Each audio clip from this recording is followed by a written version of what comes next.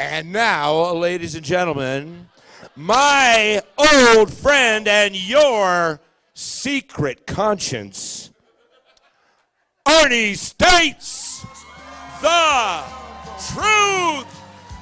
Oh Lord, it's hard to be humble, but I'm doing the best that I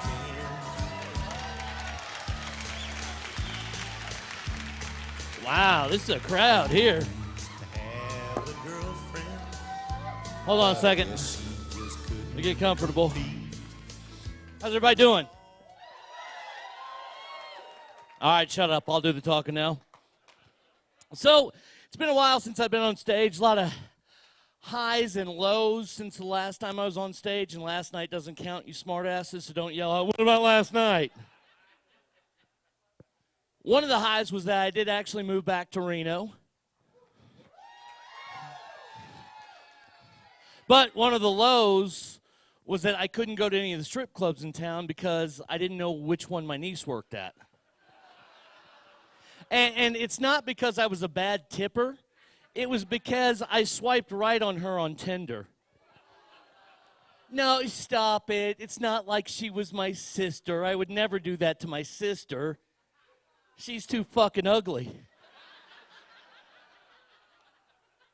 So yeah, like I said, that was pretty much the high of the last 2 years was moving back to Reno. Everything else has been low, so usually what people do is they go and get help. They go and they talk to a therapist. So I thought, all right, I'll do that. So I looked through some ads, called the guy up. And when he asked me which ad I was responding to, I should have known that was a bad idea. And that Craigslist is not the best place to find a therapist. Did that stop me? No. Why? He's cheap, I'm stupid. So I call this guy up, and I tell him, he asked me what I do for a living. I said I worked in radio, and I do some comedy on the side. So he's jotting all this stuff down. And he makes the appointment for me on the next Tuesday at 2:37. I'm like, oh, okay, that's cool. Like I said, cheap, stupid. So Tuesday comes up, and I'm showing up. And when I show up to his office/garage,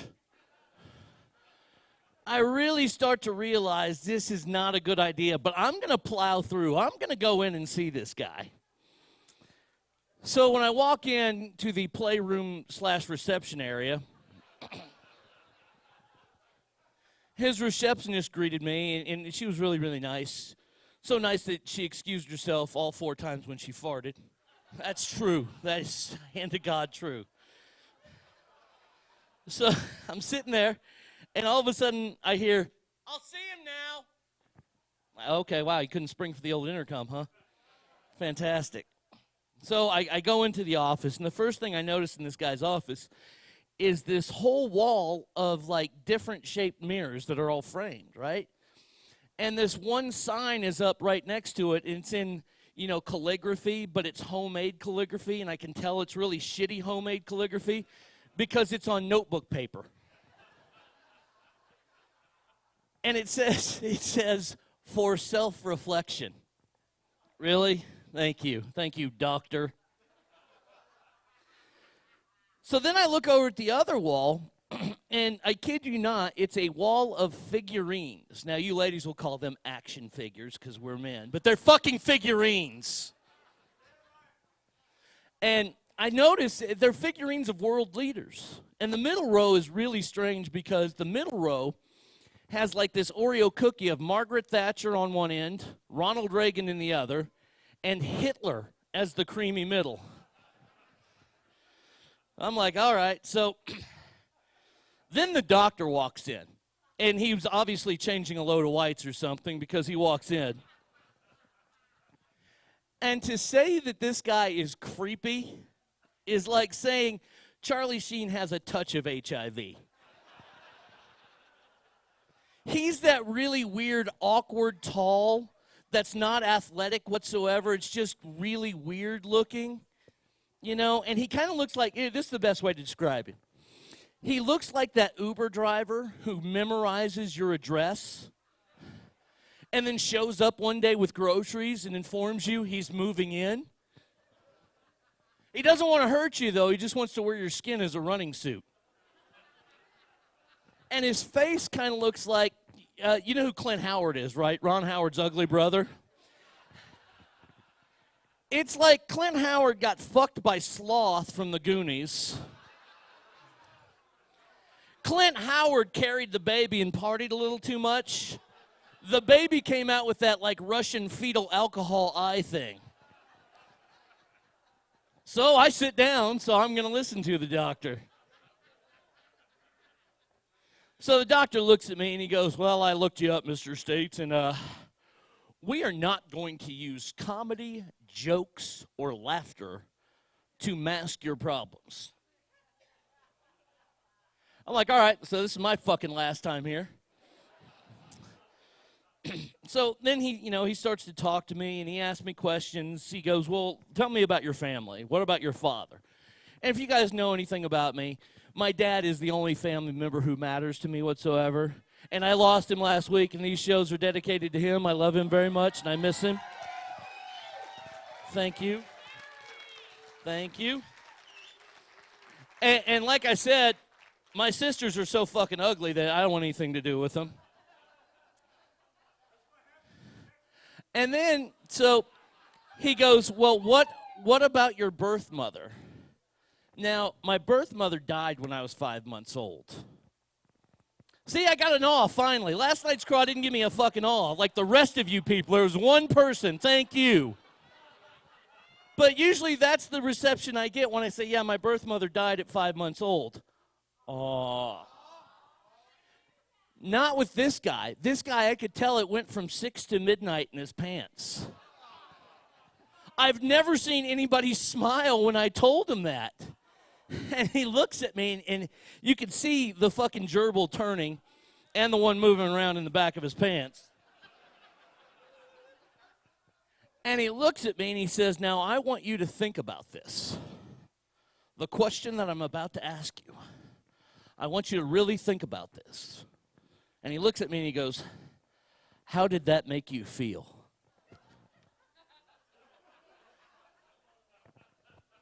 I'm 5 fucking months old. For all you new fucking parents out there, I'm 20 weeks old. Always do that shit. Oh, the baby, he's 17 weeks old. He's almost 5 months old. Just say it.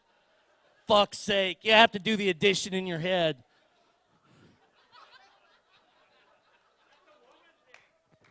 Oh, bullshit, it's a man thing, too. Men do that shit, too. I know men that have done that shit.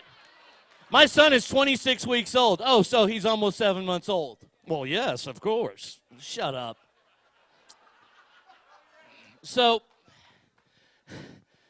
I sit there and I look at him, and I know, like I said, this is the last fucking time I'm going to be there, right? So I look at him, and I say to him, I said, Doctor, I vividly remember this. And I'm surprised he didn't just go, start to get ready to go. But I said, I vividly remember shitting and pissing my pants for the next few years, crying myself to sleep, and being hungrier than a motherfucker.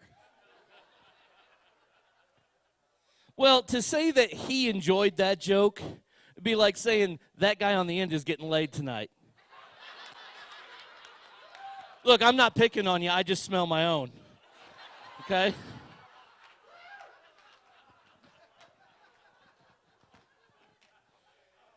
So he doesn't like it, but he looks at me and he goes, okay, that's enough for session 1. I'm like, wow, 17-minute session. That's fucking fantastic.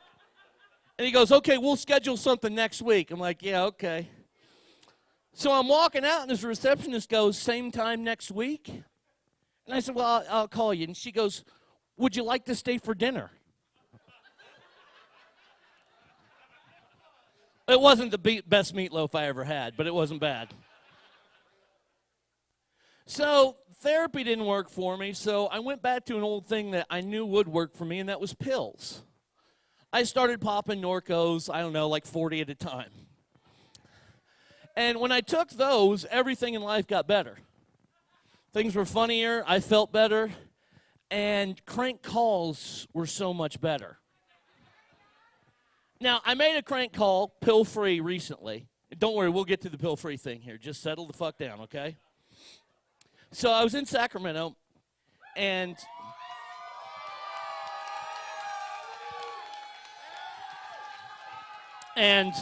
so you guys will know this name then. So I decide one night that I'm going to crank call a TV station. So I crank call Channel 10, right? Channel 10 in Sacramento. And the newsroom answers, and they said, hello, newsroom. And I said, yes. Are you aware of what happened on your 6 o'clock broadcast tonight? No, sir, what happened? I said, well, your anchor, Mr. Dale Shornack,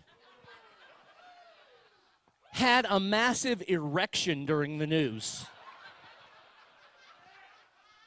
And it was quite off-putting when my son and I were wrestling.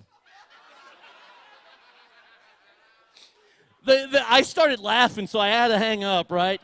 But then I got the bright idea, oh, I know what I'm going to do. So I called the other 2 news stations in town, acting like I was the Associated Press. And I said, yes, would you like to comment on Dale Shornack's massive erection during tonight's 6 o'clock news? You know, I love making crank phone calls. There's one rule that's in place in crank calls in today's day and age, and that's *67. You have to do that. But, you know, since we're here, and I have a phone,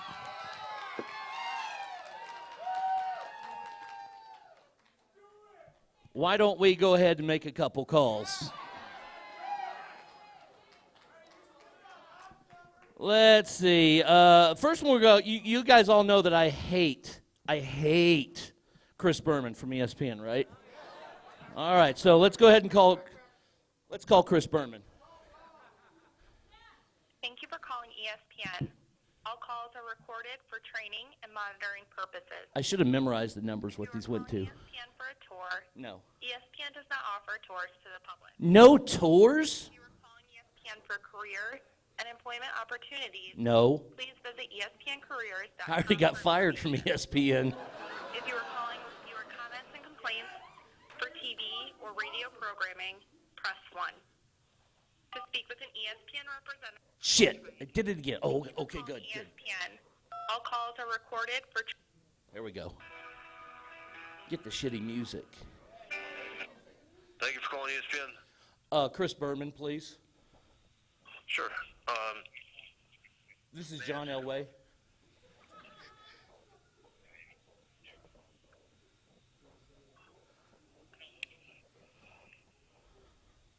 Hello? Maybe they're sending me through. They didn't last night. They hung up on me.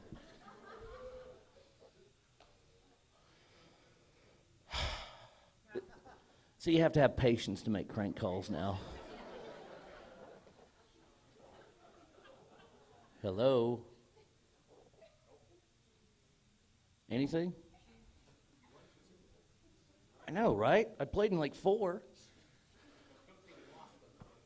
All right, fuck you, ESPN. You already fired me. I got one that we're going to do for sure, though. I don't have that number. Thank you for calling KTVN Channel 2. Shh. Party's 4-digit extension. Shh. Dial it now. If you don't know your party's extension, but know their last This is Channel 2 here in town. to reach Channel 2 News, please press 1. Potter. Extension 768. Not valid. Thank you for calling KTVN Channel 2. If you know your party's 4-digit extension, please dial it now. I don't. If you don't know your party's extension, but know their last name, press the star key. Oh, star To key. reach Channel 2 News, There we go. please spell the name of the person's last name first. Potter. Press 1 for no entry matches that selection. That's bullshit. Press 1 for John Potter. to cancel and enter a different name. Press star. I pushed 1? Please hold while I transfer your call. No, I didn't push star. That would be another number.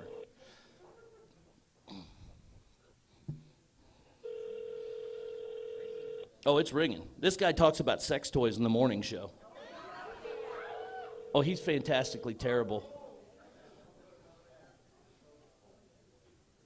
Are you filming my show? John Potter, morning anchor and reporter at Channel 2. I'm not here right now. Leave a message at the sound of the tone. I'll try to get back to you. All right, here we go. Thank you. Please leave a message at the tone. When finished, you may hang up or press pound for additional options. Hello, John. This is Enrique. And the sex toys that you were talking about on television are stuck. When are you going to come over and get them out? Oh, breaking news, I've passed one. John, where are you? John, please come and see me. So there you go, John Potter. He's in fucking nuts. So one more call. I called this one last night too, and they weren't very pleased, but I don't care.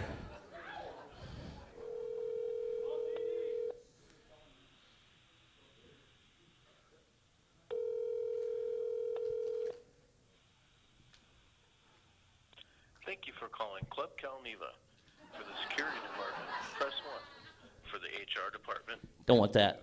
for promotions, press 3. For the cage, press 4. For accounts payable, press 5. Or press 0 for additional assistance. Thank you. We'll press 0.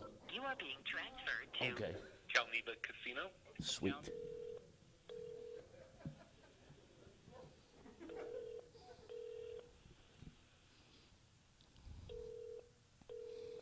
Does anybody work here?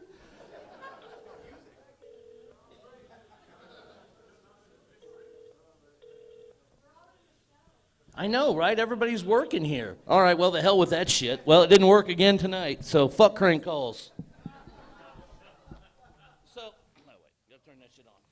All right, so like I told you, *6-7 your crank calls. Otherwise, something will happen to you that happened to me because I was super high on pills. I decided that I was going to call the Chuck Norris home gym. I'm not going to buy the Chuck Norris home gym, but I'm going to call it. So I called it up, right? And I asked to speak to Mr. Norris because I had official Ranger business with him.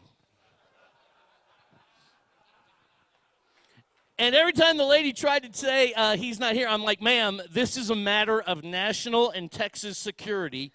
I need Ranger Norris immediately.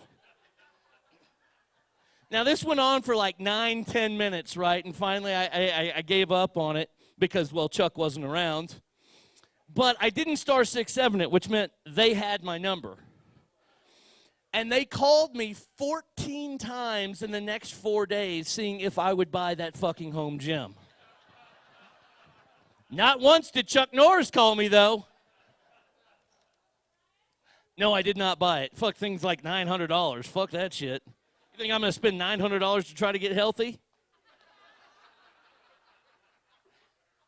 So the calls were getting out of hand. The pills were getting out of hand. So I thought to myself, well, what do I have to do? Oh, I know. I have to go to detox. So I went to detox to clean up my act. It's been since February 11th, 2015 since I had a pill. So thank you, guys.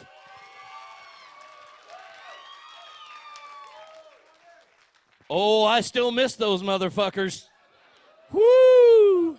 But this was probably the nicest detox I've only been to one, but the people were super nice. I walked in the first day, and this girl in like this broken Ukraine American Czech accent looked at me and she goes, "You like borscht?" I said, "Huh?" You like borscht? I said, "Well, I don't know what that is." She's like, "Well, it is beef, pork, onions, carrots, tomatoes, and the main ingredient is beets." And I don't know if you can tell, but I'm not the world's biggest beet eater. And then she showed it to me, right? She showed me the bowl. And it honestly looked like she was warming up her period. Oh, it was fucking nasty. And she looks at me and she goes, "I assure you it is better with dollop of mayonnaise." And I said, "Lady, look at me. I know that anything is better with a dollop of mayonnaise except menstruation."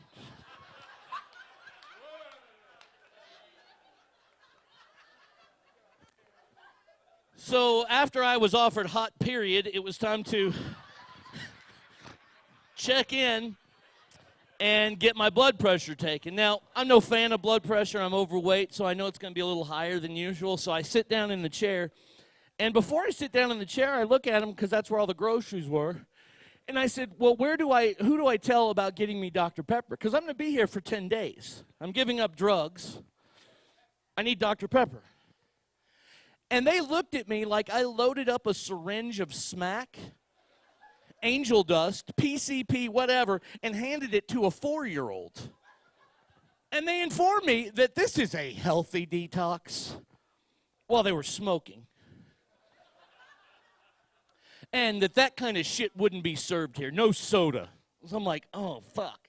So now it's time to take my blood pressure. So I'm like, oh, my God, no Dr. Pepper, no drugs for the next 10 days? Shit. So the lady gets the sleeve out. It looks like a sleeve that's there for a toddler. And I look at her, I go, does it matter? Does the size matter? No, it doesn't matter whatsoever. Just puts it on my arm, takes it, starts, squeezing it up. And they look at me, and they're like, oh, my God, you're about to have a stroke, sir. I said, I'm not about to have a stroke. They go, your blood pressure is 190 over like 95. I'm like, okay, I don't feel like I'm going to have a stroke, but we have to get you to the hospital. But instead, they took me to Med 7. I was like, oh, okay, that's the same. So as I'm sitting in this waiting room, wasting the next 47 minutes of my life that I'll never get back, the doctor calls me in, sits me down, and says, well, you're about to have a stroke. I'm like, wow, okay, well, the doctor's saying it now, so I'm about to have a fucking stroke. So he looks at his nursing sheet, he goes, get me the large sleeve. And I said, just loud enough so everybody could hear, oh, does that make a difference? And the doctor's like, yeah, absolutely, it makes a difference. So they put the big sleeve on me, right? And they take it, and it's like 125 over 75. No stroke. It's still a little high, but, whatever. So I'm sitting there, scratching my head on the way back to, Borscht Central. And I'm thinking to myself, no Dr. Pepper and these brainiacs are going to be in charge of my health for the next 10 days. Awesome. So the first couple days in detox, you kind of feel people out. You kind of, do the dog butt sniffing thing. And I don't recommend that you actually sniff somebody's butt. They frown upon that, even in detox. So, and the cool thing was that I was the only pill popper there. They had 4 women there, not hot, so I didn't try to score, even though that's a great story. Yeah, I got laid in detox. But they were there for alcohol. And April 6th, it'll be 20 years for me on alcohol, no alcohol. Thank you. And so it was like I could relate to them, but not really because they were new in it. But I tried to, listen. And after a couple days, we started talking. They're like, well, tell us about when you first started drinking. I said, oh, okay. Now, when I first started drinking, I worked at a water park, and I was a lifeguard. That's right. All of this was a lifeguard. Have you ever watched that show Wicked Tuna and you see them big old fat tunas? I was like a wounded one of those. I could swim like a motherfucker, but I was going to end up in somebody's boat. So working at this water park, there was only about 3 things there. It was getting drunk, getting tan, and getting laid. Me being the fat guy, it was about 2 things: getting tan, getting drunk. So, I said it last night, and I'll say it till the day I die. I still, to this day, do not know how people didn't die at that water park. Because there's a bunch of between 17 and 21-year-olds, horny and drunk most of the time, working at this water park. I would show up for shifts hungover. I once threw up on a kid who was in front of my lifeguard chair. I was that hungover, right? But nobody ever died there. And, well, there were safe people there. Like, when you worked the wave pool, if you had a mom who had big boobs, or, like a girl who's in drill team, because back then I was 17, I could look at them. Not that I do today, that's sick. But they would come running into the wave pool, right? The waves would hit them, boom, tops are off. Safest motherfuckers in the world. Because every lifeguard's eyes were right on those boobs. I'd have used that fucking kid that I threw up on as a flotation device if that girl got water in her fucking ear. But the water park, it taught me a lot about, life in general and the value of keeping what you find. Because turning shit in is for fucking pussies. That's bullshit.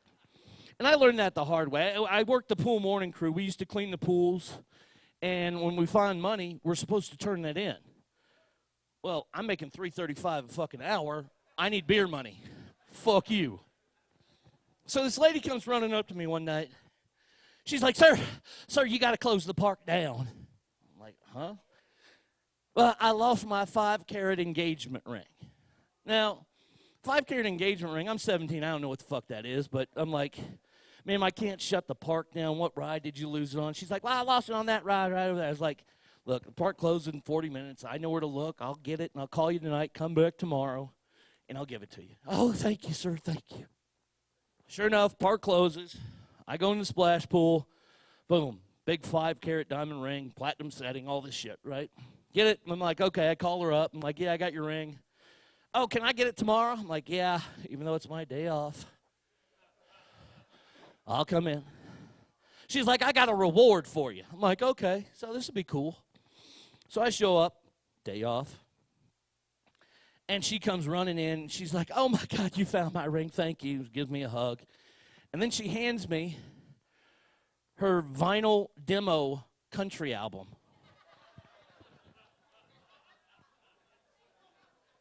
Really?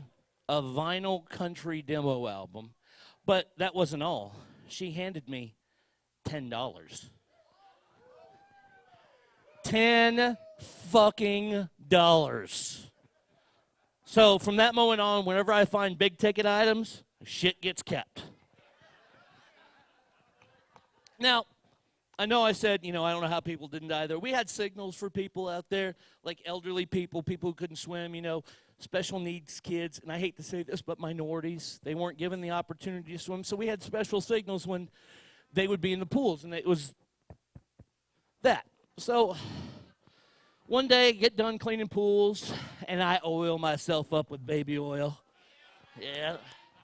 I got the zinc oxide on the nose, Wayfarers on, lemon juice and peroxide and what used to be hair. And I'm looking good. And the park just opens, and all of a sudden I hear, Arnie. I'm like, fuck. It's my job, so I got to pay attention. Most of the splash pools are like 4 or 5 feet. This one's 13 feet, so I'm paying attention. See the person come sliding down the slide, hits the water. She's the first rider of the day, too, mind you. And I see her, and she tries to put her foot down.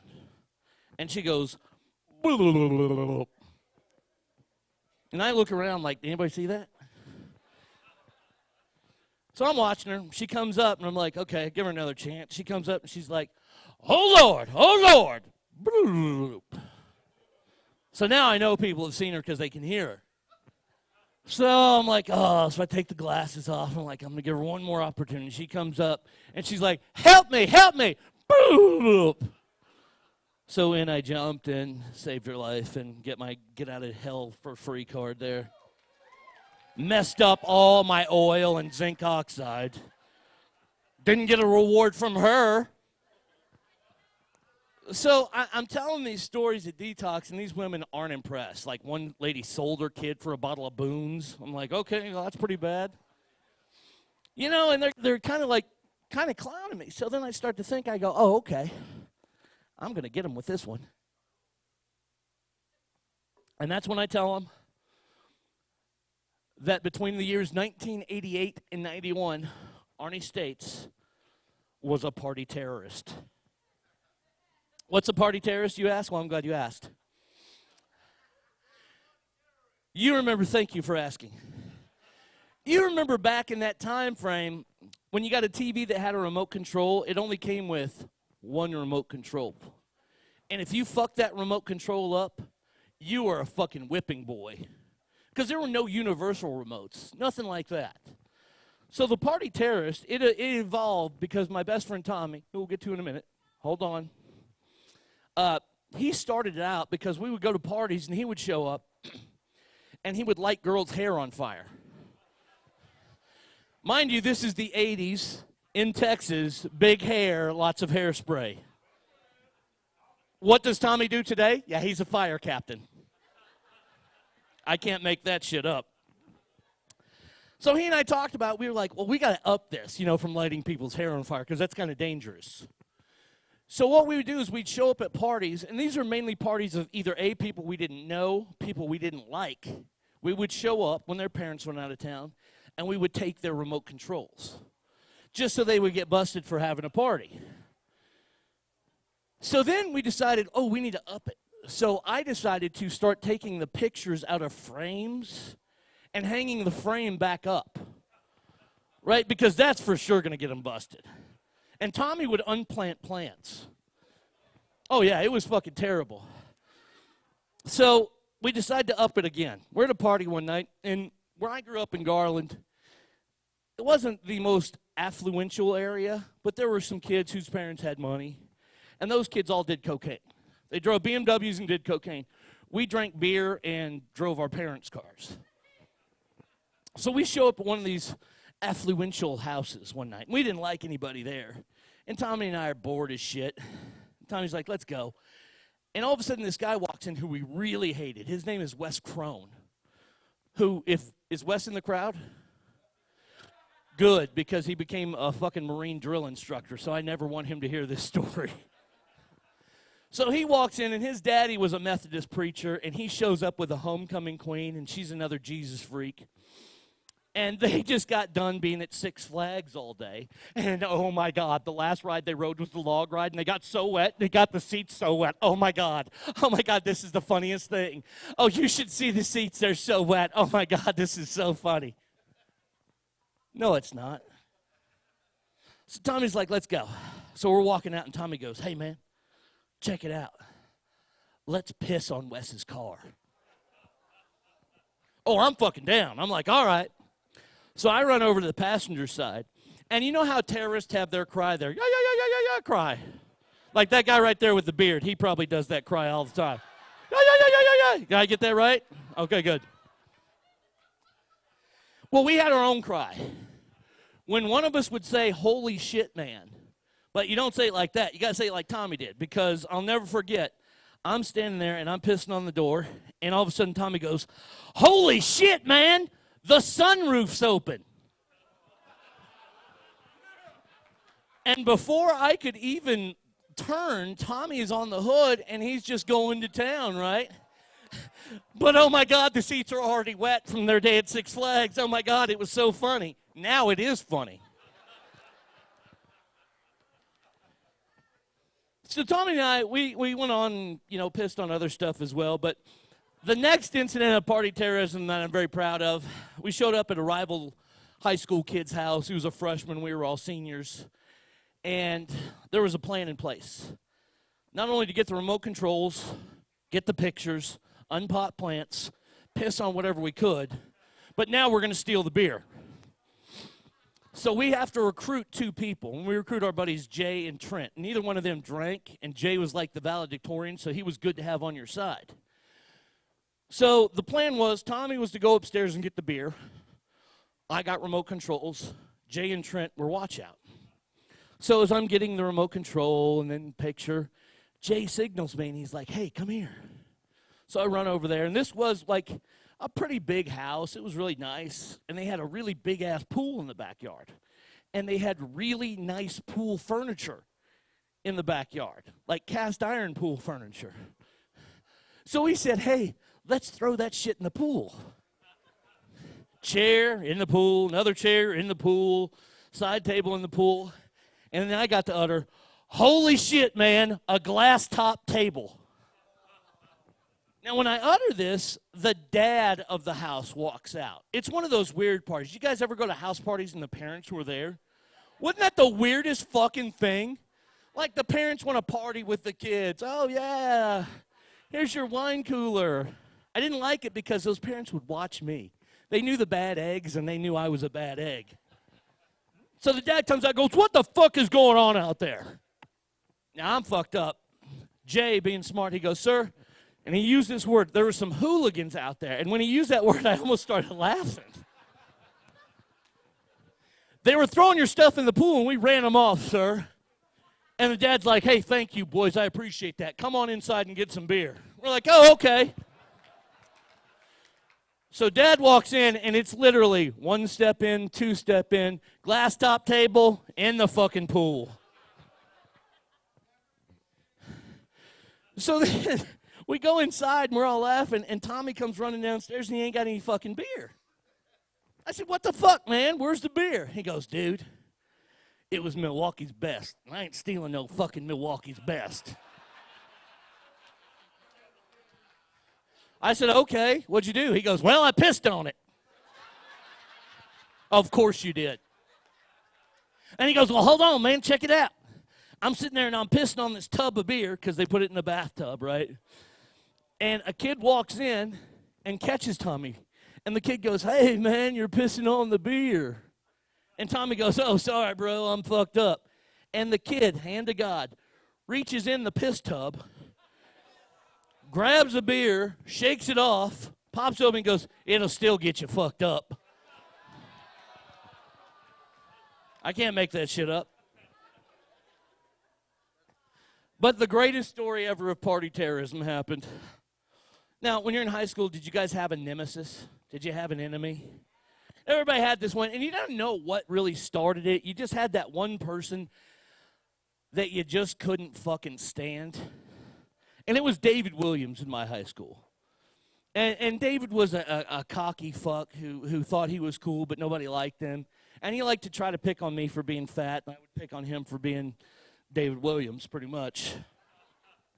One night I was having a party, and don't worry, when I had parties, I would party terrorist-proof the house. Remote controls and shit were in a safe. Everything was taken care of. But then somebody goes, hey, Dave Williams is outside your house. I said, well, motherfucker. And I'm fucked up, and I run to my room, and I grab my Army Navy store machete. And I go, I'm going to cut this motherfucker in half. My friends all stopped me, and Dave heard about it, and Dave was freaked out. So Dave and I kind of worked on our issues where we weren't nemesis really anymore. Fuck you, Dave. Dave had a party a few months later. Stupid. And Tommy goes, this has got to be the last one. I said, yeah, this is it. We're going to do it. So we show up at Dave's house, show up about 11 o'clock at night, knowing he's going to be good and fucked up already. And, of course, I get the remote controls. Tommy gets the pictures. We take some alcohol, hard alcohol from his parents. And then Tommy goes, let's go in the fucking bathroom. I'm like, what, you want to fuck? I'm like, what the fuck? He's like, no, man, let's find something to piss on. I was like, okay. Is that where you get your inspiration? So Tommy jumps in the tub, and he grabs the shampoo, and he goes, oh, man. And he starts pissing in the shampoo. And I'm like, God damn it, he beat me again. I did not hear a holy shit, man. Because I opened the cabinets below the sink, and I looked at Tommy, and I said, holy shit, man. Broke out a bottle of opened Listerine. Hand to God. And this is back in the late 80s, early 90s when Listerine only had one flavor. You remember? Remember it was that ugly yellow beer looking? Yep, I poured a little bit of that out, and I filled it up. So Dave Williams and his family washed their mouth out with my piss.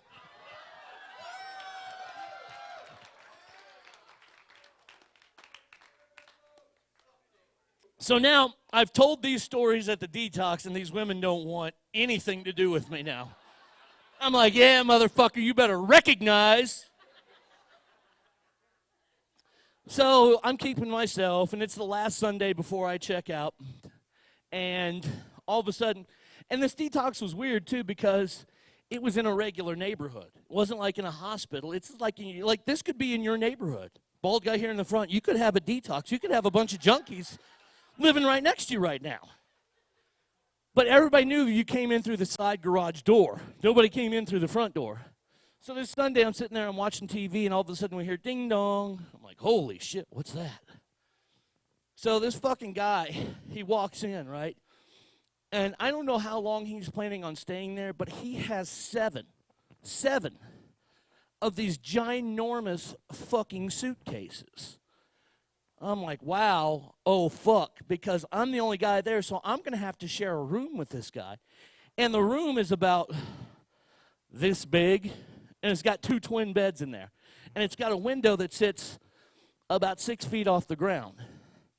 And I'm like, oh man, fuck. So he walks in, he's like, hey, what are you here for? And I said, well, I pills and things like that. He goes, yeah, I do benzos and heroin. And drool's coming down his face. And I'm like, awesome. And he goes, I'm a dealer to Clooney. I said, huh, I deal to Clooney. I'm like, okay, cool, you're a name dropper. Fantastic. So he goes to check in, and I'm trying to avoid him because he's so fucked up right now. And I've gotten past that area, you know, in my healing process to where I don't really want to deal with this. So he comes out, and he's trying to talk about all the stars that he's dealt heroin and benzos to and all this shit. And I'm like, whatever, man, I'm trying to watch golf.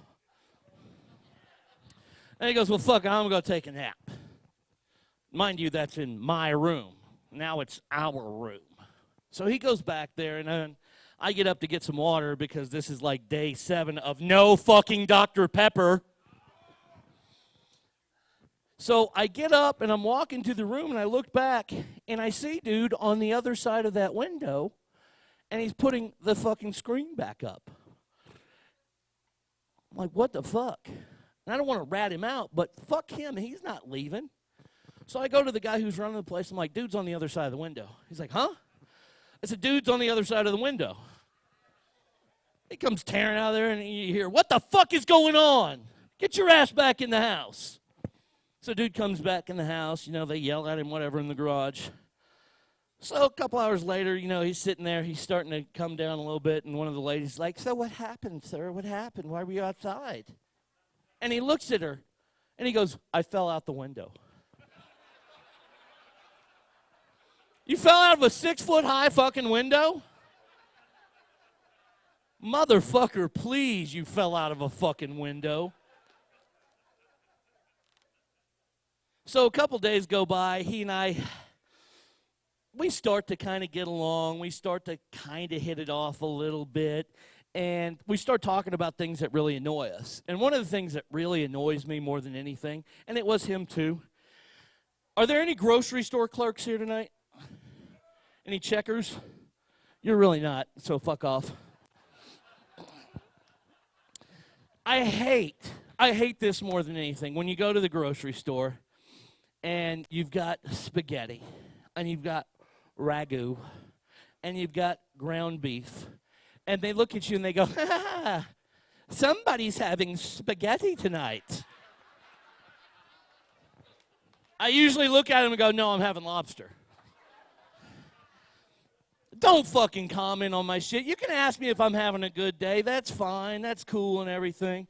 This one bitch one time, I was not in a good mood because I was married to the fucking devil, which we will get to in just a little bit. Hold your horses. So during this time when I liked her, it was like a 4-day process of when I liked my wife. I decided, hey, you know what? I'm going to get her flowers, just out of the niceness of my heart. I'm at the grocery store. I'm just going to pick up some flowers for her. So I get the flowers, and I go to the check stand, and the fucking checker looks at me. And it was crowded, and she looks at me, and she gets her best cunt face on. And she goes, so, what did you do wrong? It was almost like she went on the fucking loudspeaker. Asshole at aisle 1. Asshole who cheated on his wife at aisle 1, and I'm going to out him. But she's like, so what did you do wrong? I didn't miss a beat. I looked at her and I go, I couldn't stop the cancer in time. Boom goes the dynamite. Oh, that just ruined her. You guys can use that anytime. Feel free. So the more we talked about this, and we were sitting there, we were laughing, we were joking about it, we mentioned, you know, they don't comment on everything. Like, guys, when was the last time you got a knuckle bump from a checker when you were buying rubbers? And I say rubbers because condoms too clinical and prophylactic's a word my dad used and it creeped me out. You never see a clerk go, yeah, somebody's getting some pussy tonight. Yeah, all right, knock the bottom out of that ass. Ladies, same thing. When you buy your weird tampon shit, they never look at you and go, whoo, one didn't slip by the goalie this month. Congratulations. Yeah! You avoided pregnancy. No, they never say that shit.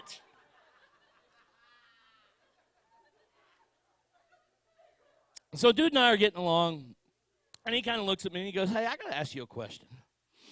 He goes, what happened my first day? Why did that guy come running down the hall? I said, well, I fucking turned your ass in. And he's like, bro, you can't do that. That's guy code. I'm like, no. You fucked up guy code first by leaving me behind. So we started to talk about guy code, and we came up with 5 things that, to be a man, you got to live by these rules. Okay, number 1 is the fucking urinal rule. Okay, we've all been to movie theaters, ball games, shit like that. We've always been, every guy has gone into the bathroom, and there's nobody in there. You got to go to the furthest stall over. Just go to the furthest stall over. Now, the second guy who comes in there, you don't go to the stall right next to him. No. And if there's only 2 stalls, this is the rule. You piss in the sink or the fucking trash can. And eyes forward, no talking. I'm not there to fucking meet you and talk to you and hear about your aspirations in life. I'm there to fucking get rid of waste from my body. Hey, how you doing today? Nice dick. What? Next thing we came up with was no pictures or videos or text or phone pictures at strip clubs or bachelor parties. Okay, the movie Hangover was a fucking lie. Any guy who would take a camera to a strip club or a bachelor party is going to get his ass kicked, because we all know that what happens in strip clubs and bachelor parties causes chlamydia. It's true. The third one, let's see, third one we had is, if you give shit, you got to be able to take shit. You know, there's a lot of guys out there who like to fucking give and poke and do everything. And if they step in it, and you give it to them, they come back with some kind of retort like, yeah, well, your mother's a fucking cunt. Wow, I just said bad hair day, huh? Yeah, you got to be able to take it. If you give it, you got to be able to take it. If you can't take it, don't fucking give it. Number 4, don't be that guy. Now, that has a lot of things. Like, don't be that guy who, let's say you're going to the Kid Rock show. The one shirt you don't wear is Kid Rock. And when you're at said show, and look, we can all agree, we all sing along at concerts. We're all at concerts, we sing along. We're not there, though, to entertain the people behind us. So when you're strumming your electric guitar and you turn around and start singing REO Speedwagon to the people behind you, don't be that fucking guy. Now, the last one, I'm going to get a lot of you guys in trouble tonight. I don't care. Guys, because 98% of you do it, and I'm giving 2% off for weird religious people and weird people in general. Guys, just cop to watching pornography. Okay? I know what's going to happen tonight. You're going to get in the car. Oh, my gosh, he's fatter than I thought he was. He was pretty funny, but let me ask you, do you watch pornography? Every guy's going, no, he's full of shit. That's just shtick on the stage. Every fucking guy watches porn. Maybe they don't watch it as much as me. I mean, I created an app on my phone for free porn. But every guy in here watches pornography. So those are the 5 things about being a man. And we came up with that, and we were pretty happy about it. We painted on a rock. Huh? Oh, the best site is yourwifespussy.org.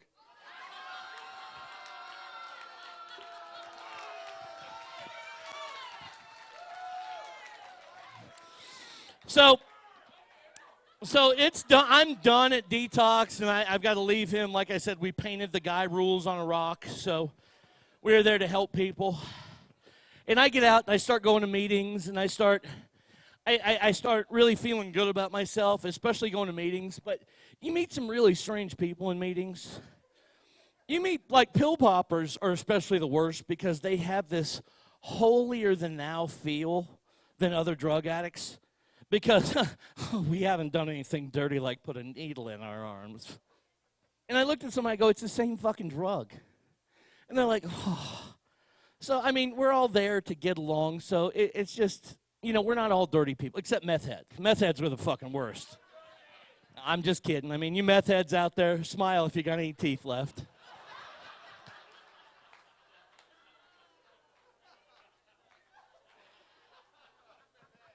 All right. So I've been up on stage for a while now, and it's about time I get to it. I call this show... It was up there last night, I swear to God. I call this show The Truth because it's time I come clean and tell you the truth about why I left my marriage. What? You think I'm going to talk about work? I'm talking about real life issues here. So the date was December 1st, 2010. And I'm on my way home from work. And I have to call Satana. And I call her that because if I use her name and say it more than 3 times in an hour, she comes back and takes all the money from my wallet. So let me apologize to Satan for using his name in vain.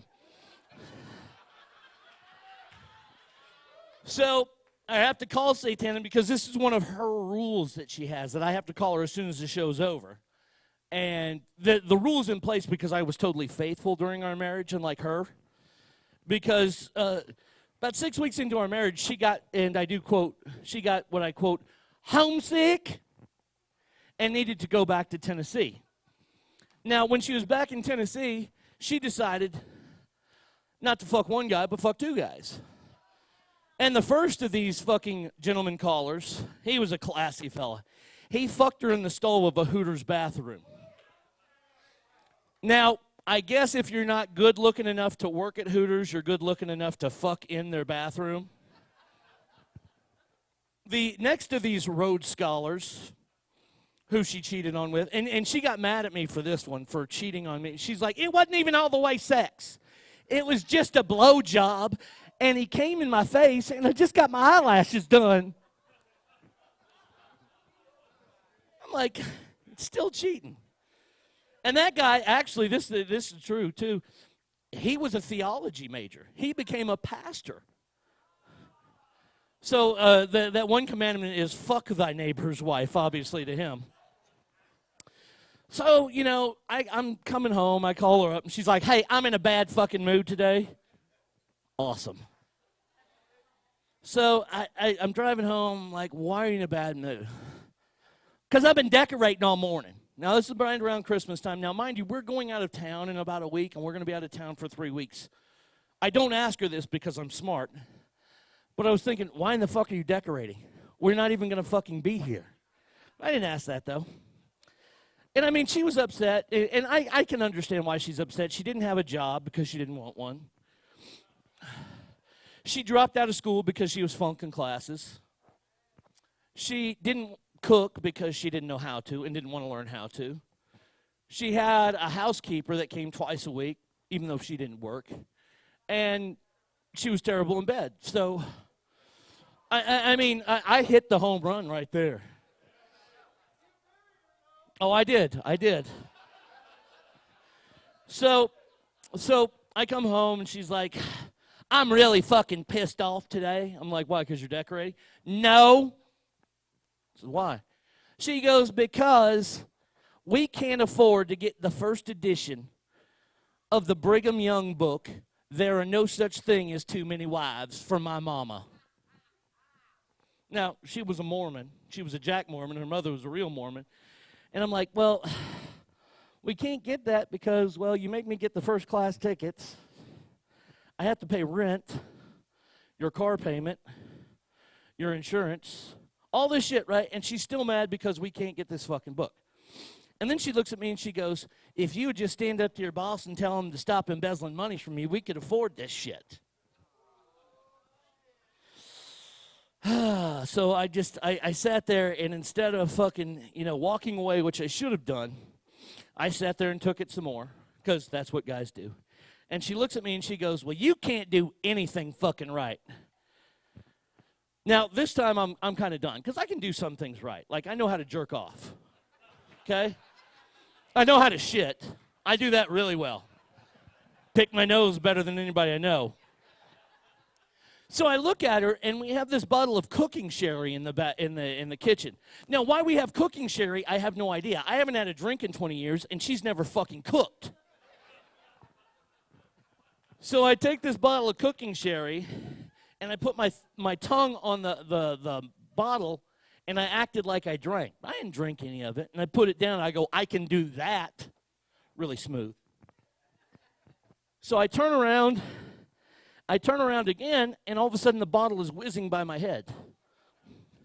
And she goes, I wasn't throwing that at you. Well, obviously. I'm a target you don't miss. Duh. And I said, what the fuck? I said, I am leaving here. I am getting the fuck out. And she goes, well, you're going to have to go through me. And I just looked and I went, that was a mistake, because once I laughed, that's when the first blow came down. Boom, hits me right in the nose. I was like, oh, wow, holy shit. And she started to take on this figure of like a Wolverine who just had sex with a badger, and it was just fingered against its will by the fat mom of Honey Boo Boo. So you can imagine how cryptic this fucking beast is. And she's starting to breathe. So instead of settling down or do anything like that, I look at her. I don't know why. I still to this day don't know why I did this. But she was married once before. And I looked at her and I said, do you still have that sex tape with you and your first husband? I don't know why I said that. And the reason why she had it is because she didn't, and I quote, want it going on the internet thingy. Because I guess at the time, there was a big demand for shitty missionary sex that didn't have any butt play whatsoever. So she goes, yeah, I got it. And she went over and got it, right? She got the tape out, and she slammed it to the ground, started stepping on it, right? Then she grabs the camera, which was a perfectly good working camera, and goes, fuck you. Spikes it like she just won the fucking Super Bowl. I'm like, now let me ask you. Let's see, who am I going to? I'll ask you this. Do you have a set-off word? Is the C word your set-off word? You don't like that word. What about bitch? Not bitch is all right. Okay. See, I could call my wife cunt all the time. She didn't care. Thank you for being such a great skank. I appreciate it. No, I'm kidding. So, I knew what her set-off word was, and it was bitch. So, as I'm sitting there, and she's yelling and flipping tables over and breaking more video equipment, I notice there's a path to the door. And do I take that path? No, not quite. I stand up, and I looked at her, and I go, you are one crazy fucking bitch. Yeah, right? Yeah. Ooh, yeah, Arnie got his. Yeah, Arnie did get his because she grabbed my shirt and then hit me in the mouth 4 times. Awesome. Needless to say, I was really stupid at the time because I didn't press charges because I didn't want to ruin her life. And my lawyer at the time, when the result came out of how much I had to pay her a month, my lawyer, who I hired 2 days after this, 2 days, said, you know, if you would have filed charges, you wouldn't have to pay. I look at the lady, this is like 6 months later, I'm like, you're fucking fired. If you would have told me that, fuck. But I noticed then that I turned into that kid in school. You know that kid in school who got beat up in first grade by the girl because she liked him and she wanted his lunch money? Instead of Salisbury steak, she got a fucking law degree from Marquette University. So the truth of the matter is, I'm responsible for another attorney out there, and I apologize. Oh, so I'm going to end this with something that, well, I don't have a deaf person here again. Last show, I had a deaf interpreter, and it was fantastic because the person that was helping me with the show comes running backstage before the show started, and they said, Arnie, you have a deaf interpreter. And, you know, as smart as I am, I go, why? Well, obviously, because there's somebody fucking deaf in the crowd, stupid.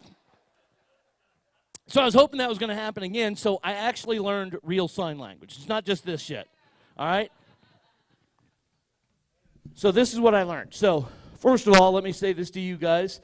Hello, my name is A-R-N-I-E. My name is Arnie. See? Got that one. That shit's real. That shit's real. Thank you for coming to the show. Yeah, like that, right there, like that. Like to the guy I picked on earlier. Here, I got one for you. I want to poop on your face.